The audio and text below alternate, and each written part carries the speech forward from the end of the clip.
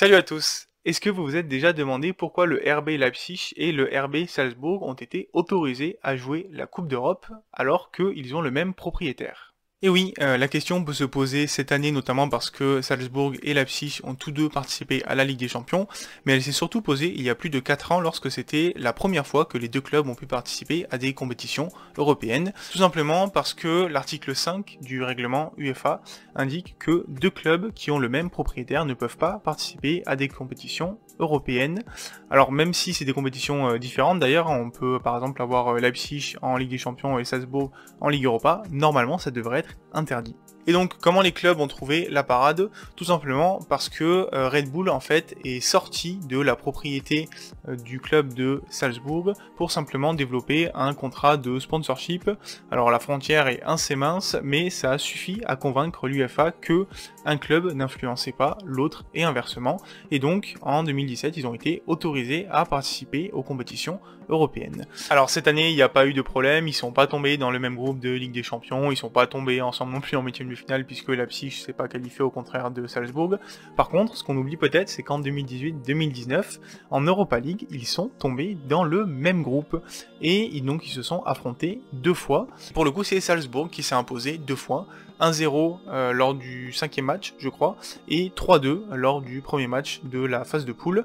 Salzbourg s'est d'ailleurs qualifié avec 18 points, 6 victoires en 6 matchs, alors que Leipzig avait fini 3e de son groupe d'Europa League et avait été éliminé. J'ai cherché un petit peu, il n'y a pas eu plus que ça de théorie, d'influence entre un des deux clubs. A priori, c'était des matchs qui s'étaient joués de manière honnête, on va dire. Si vous avez des éléments là-dessus à rajouter, n'hésitez pas à m'en parler en commentaire, mais j'avais rien trouvé de très probant là-dessus.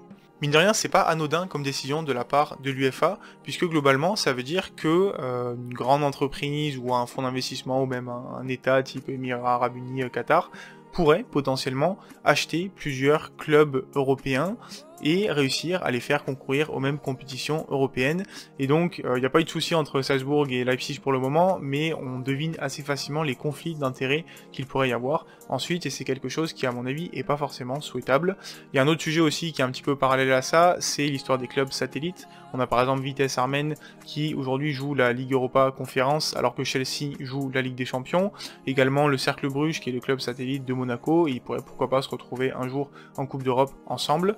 Voilà, il y a de plus en plus de potentiels conflits d'intérêts qui pourraient arriver dans le football, et encore une fois, je sais pas si c'est souhaitable, vous m'en parlerez en commentaire. Allez, j'en profite pour bien faire la distinction entre RB Salzbourg et RB Leipzig. Le RB veut pas dire la même chose.